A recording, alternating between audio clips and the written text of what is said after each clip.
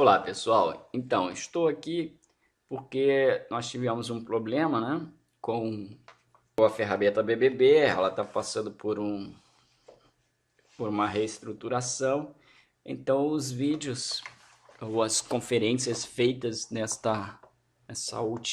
semana passada, para dizer bem a verdade, e por esses dias, estão aí da nuvem e esperando para baixar. E parece que são muitas, e a previsão, melhor dizendo, é que isto seja fechado até esse final de semana. Mas a nossa AD vence exatamente nesse final de semana, e a webconferência que eu fiz semana passada, o objetivo era dar algumas dicas para vocês elaborarem a AD, né? Então eu resolvi fazer esse vídeo aqui, gravando e deixando no YouTube para vocês. Vamos lá? Primeiro a gente vai acessar aqui a nossa página, né? Procurando aí a nossa unidade de aprendizagem, textos filosóficos modernos e contemporâneos. Vamos clicar então daqui, vamos ver o nosso cronograma para reforçar, né? No cronograma de entrega, ou seja, a data base de entrega para a AD é dia 24/9. Então, quem entregar até essa data vai ter aqueles direitos indicados no plano de ensino, a saber, né? Se a nota for menor que 7, pode apresentar uma segunda versão até a data que eu indicar, geralmente 5 dias úteis após a postagem da atividade, ou seja, da sua primeira versão avaliada. Aqueles que não entregarem até essa data podem enviar sua AD até o dia da primeira chamada da AP, que é essa data que está aí logo embaixo, que é 30/9/2017. Só que, primeiro, perdem esse benefício, né, de apresentar uma segunda versão, então a nota que for estará fechada, e receberão desconto de 2 décimos por cada dia de atraso. Ok, gente? Isso está lá no plano de ensino. Eu gosto de reforçar, tá? Para não dar problema. Então vamos lá à avaliação. Vamos aqui na ferramenta avaliação. Pegamos aqui a avaliação AD e vamos pedir para baixar então o arquivo da AD. Procure escrever sempre utilizando este arquivo. Não esqueçam de preencher o cabeçalho. Vou aumentar um pouco aqui para que eu possa ler bem.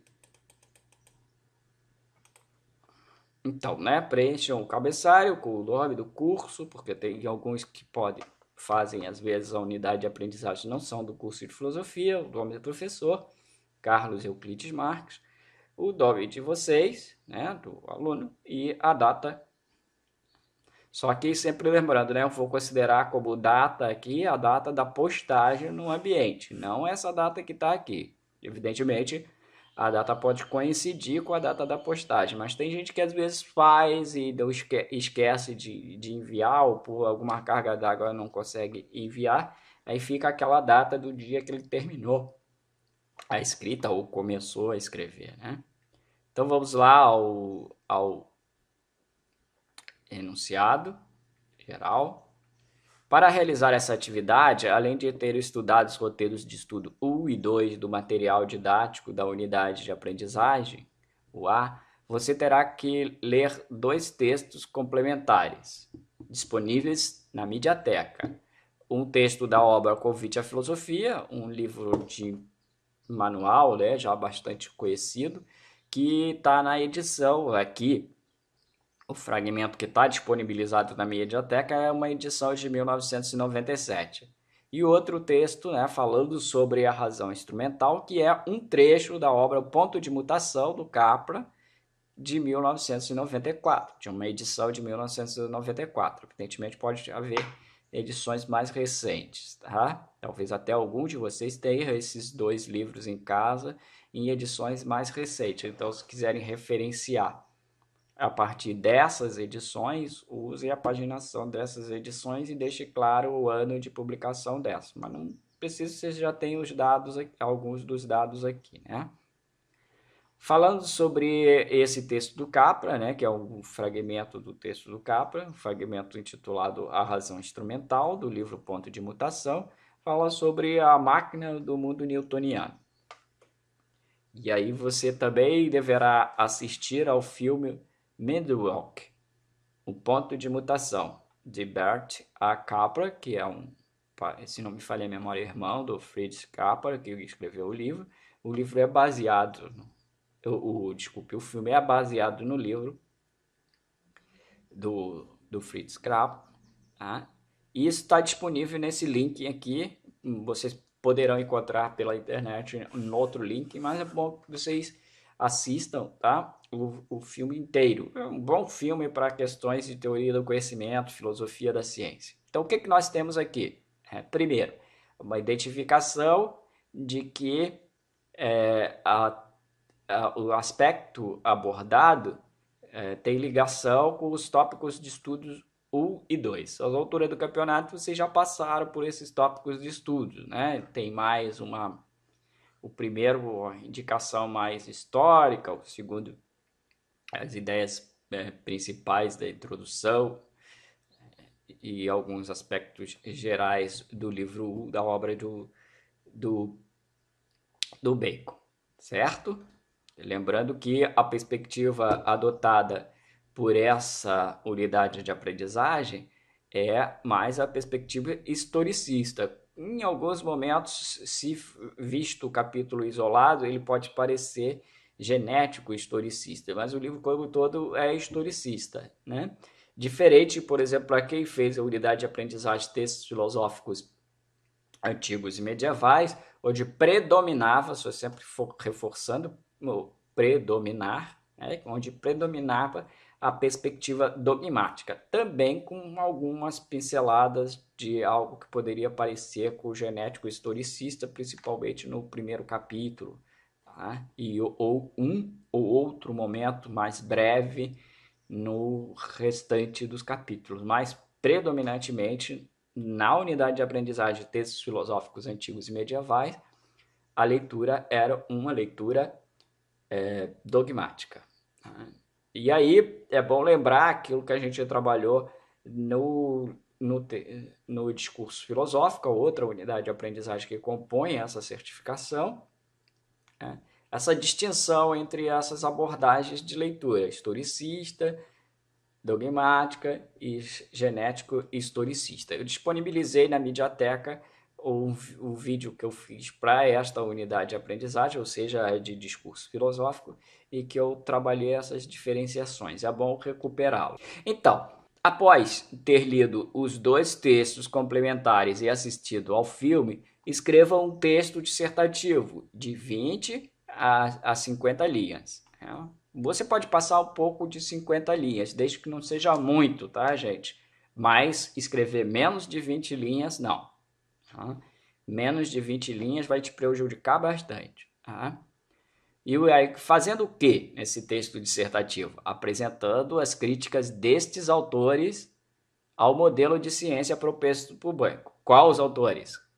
Capra e Chauí, aqui nesse livro, nesse texto do Convite à Filosofia e nesse fragmento do Ponto de Mutação. No texto intitulado A Razão Instrumental, que é um fragmento do Convite à Filosofia, e no texto intitulado A Máquina do Mundo Newtoniano, que é um fragmento do Ponto de Mutação. Tá? Obras, respectivamente, de Chauí e Capra. Ok? Indique também em que momento do filme, aí por isso assistir o filme todo e depois indicar. O que você pode indicar? Você pode indicar como você pode indicar. Você pode indicar descrevendo a sequência da cena, essa gastar um pouquinho mais de linha e talvez seja uma estratégia mais interessante, ou indicando mais ou menos o tempo do filme, se você usar o cronômetro para dar uma olhada enquanto está andando o filme, indicar mais ou menos quando começa a cena e quando termina a cena, quantos minutos mais ou menos tem. Ou você pode fazer as duas coisas, tá? Dizer que ela começa a 1 hora e tanto, ou 45 minutos e tanto, e termina em tanto, leva tantos minutos, e a cena aí descreve mais brevemente, ok? Então também, em que momento do filme tais críticas aparecem mais claramente. Além disso, procure identificar no próprio texto do Bacon qual o texto do Bacon. Esse que a gente está tomando como é, mote para exercitar a leitura historicista, né? Que é o novo órgão. Tá? Então você vai identificar no próprio texto do Bacon elementos que levaram a tais críticas e se, tomando o próprio texto de Bacon, tais críticas são pertinentes ou não, justificando sua posição. Então, assim, eu acho que as críticas são pertinentes. Por quê? Porque nessa passagem de Bacon, ele diz isso,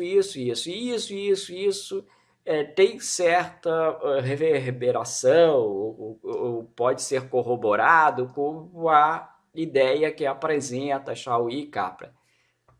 Não concordo. A crítica de Chauí e Capra são muito fortes a Bacon. E não há passagem. Notem, nessa passagem Bacon diz isso, mas não é literalmente o que apontam os autores. Eles parecem ter carregado na negatividade do pensamento de Bacon. Então, são duas alternativas. O importante é que a sua justificativa seja bem construída e remeta ao passagens do texto do próprio Bacon que podem confirmar ou não, reforçar ou não a interpretação dada pelos autores em questão, certo? E por fim, indique se a forma como as críticas aparecem no texto, né, de Chauí e de Capra são um comentário ou uma explicação, justificando sua identificação. Bom, aqui vocês vão precisar de um texto de outro texto de apoio. Lembrando, para quem fez discurso filosófico, que a gente já trabalhou a diferença entre comentário e explicação. Mas vamos lá. Onde vocês podem encontrar a dica ou a caracterização desses dois procedimentos de escrita ou até mesmo, mais de escrita, né? Escreve-se comentando um texto ou explicando um texto. Vocês vão encontrar aqui na Mediateca. Vamos lá, Mediateca. A Mediateca tem aqui, deixa eu aumentar um pouquinho aqui para poder enxergar melhor. A Mediateca tem aqui uma série de textos aqui no material da turma. Tá? Então tá aqui o livro Metodologia Filosófica. Então vamos lá, você abre aqui, baixa o livro. Tá aí, tá? Infelizmente, o que eu encontrei é uma fonte, tá? Eu tenho em casa esse livro, uma edição mais antiga, com outra capa, tá? Eu encontrei, ele tá assim, né? Foi digitalizado, enviesado aí. Mas não tem problema, você pode tirar a cópia. Aí vocês precisam de quê? Vocês precisam de abordagem teórica. Tá aqui, ó, explicação de texto e comentário de texto. Então vocês vão precisar apenas dessa primeira sessão da primeira parte. Dar uma lida nessa primeira sessão e até não precisa nem ler a sessão toda, mas é até interessante. Mas os tópicos 2 e 3 dessa primeira sessão. Então não é muita coisa, né, gente? Se vocês pegarem aí, vai dar 29 a 49, a um pouco mais do que a 49, né? Deve ter umas 30 páginas, mas é um texto bem detalhado, com bastante espaço e tal. Então vai ser fácil vocês entenderem isso aí. É bom vocês lerem para se acostumarem. Então vocês vão ver como o autor trabalha a caracterização e a distinção. Então vocês vão ver pelas características apresentadas se o texto de Capra e Chauí se caracteriza como explicação ou como comentário. Beleza? Então vamos voltar à nossa atividade. Aí tem uma observação bem destacada. É importante que seu texto deixe claro qual foi seu percurso, para que um leitor que não tenha as fontes que você vai tomar para a sua escrita possa refazer, ao menos em parte, seu percurso de leituras. Nesta medida, usem marcas de referenciação sempre que remeter direto ou indiretamente às fontes consultadas.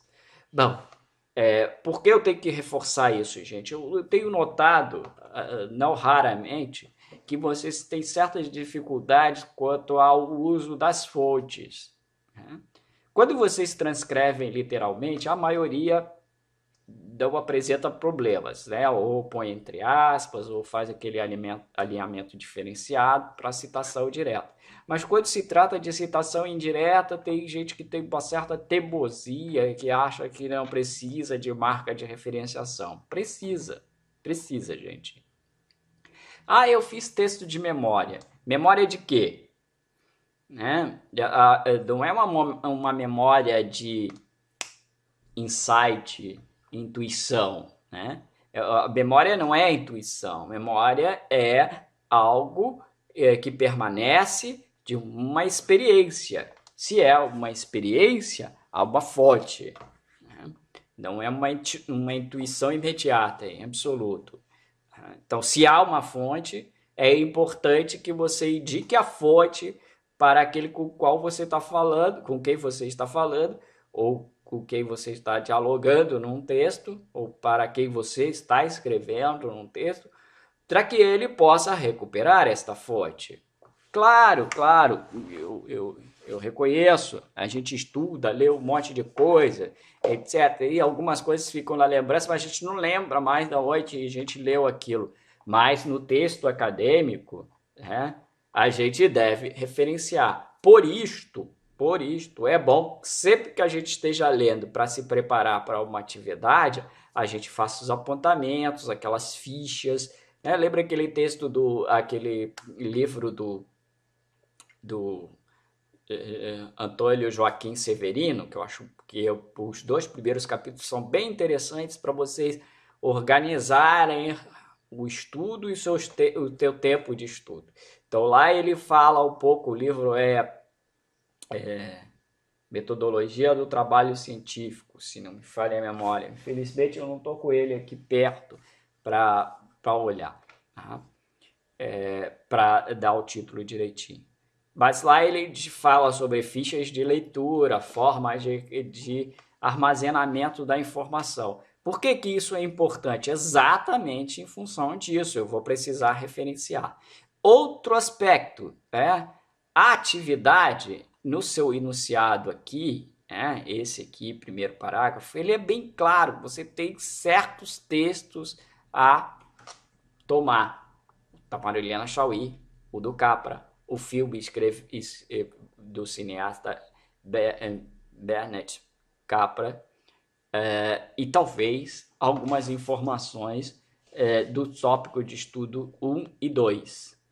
Além do que aparece aqui quando você vai ter que falar de comentário e explicação da fonte que eu acabei de indicar, do texto lá, metodologia filosófica. Então essas fontes obrigatoriamente, né, terão que aparecer referenciadas no seu texto. Você precisa muito além disso, mas se você quiser usar alguma fonte, um outro comentador, historiador da filosofia que você achou interessante e tal, é bom, pode ser, mas você tem que referenciar. Por quê? Porque o seu leitor tem que ter condições de refazer a escrita, o seu percurso de leituras. Claro que ele não vai fazer tal qual você o fez, mas você dá condições dele confirmar as informações que você está dando, ok? Então, não se esqueça disso. É uma característica do texto acadêmico. Então, vai aí algumas orientações. A primeira reforça isso, né? Reforça que o seu texto deve ser um texto de cunho dissertativo argumentativo, apresentar um título próprio e as referências bibliográficas. Tá? Então, todos os dados bibliográficos. Lá no final, a gente pode, alguns chamam de, botam lá como título fonte, referências ou obras consultadas. É obrigatório. E o título é obrigatório. Mas assim, para contagem de linhas, eu não vou contabilizar a escrita dos dados bibliográficos nem o título, só o miolo do texto, certo? Bom, ser redigido na língua padrão, no padrão da língua portuguesa, meio óbvio, não precisa ser um português, né, refuscadão, e respeitar as normas da BNT, você pode encontrar aí no manual Trabalhos Acadêmicos da Unisul, principalmente isso, de como fazer referência das citações diretas e indiretas. Né? Aqui é uma padronização da fonte, do espaçamento, o tamanho da fonte, o tipo da fonte, o tamanho e o espaçamento, para a gente ter um padrão para medir a quantidade de linhas. Então, escrevo um time new room 12, margens, o tamanho 12 e margens de 2 centímetros. Beleza? Mais uma indicação, né?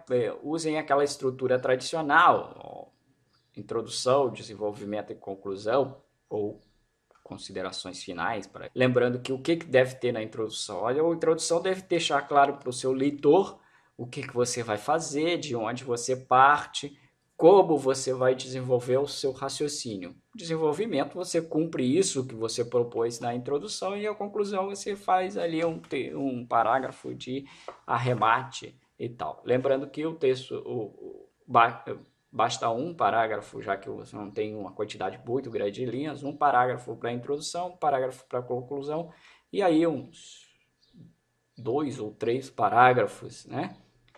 Ou até 4, dependendo, para o desenvolvimento. Não escrevam parágrafos nem excessivamente longos, nem demasiadamente curtos, né? Principalmente sequências de parágrafos, e procurem focar aí no recorte, evitando grandes desvios, porque você tem que ter uma certa economia também de linhas, e se você vai falando de coisas que estão na borda e não no centro da temática proposta, embora elas possam ter alguma afinidade, tá mais para uma linha de desvio, você vai gastar linhas sem necessidade, ok? Então é isso, gente. Qualquer coisa, eu estou por aqui. Vocês podem solicitar algum esclarecimento a mais. Espero que ajude. Até mais.